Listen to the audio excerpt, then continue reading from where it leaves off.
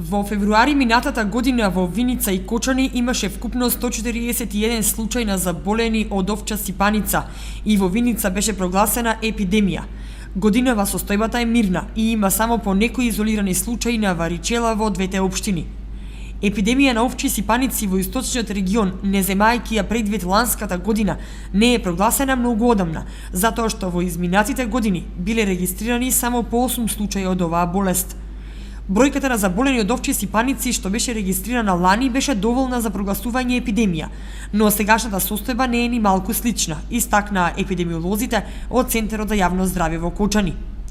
Заболените најмногу беа на возраст од 7 до 14 години, но имаше и возрастни од 35 до 40. Иако беше прогласена епидемија, сепак училиштата во Виница не беа затворени и децата одеа на училиште. Од заболените немаше лица со посериозни компликации, само 4 беа хоспитализирани на инфективно во Штип. Ова уште еднаш ја оправдува иницијативата на епидемиолозите од Кочанскиот центар за јавно здравје за отворање на инфективно оделение во Кочани, кое што тие го иницираа од поодамна, но не наидоа на разбирање од Министерството за здравство.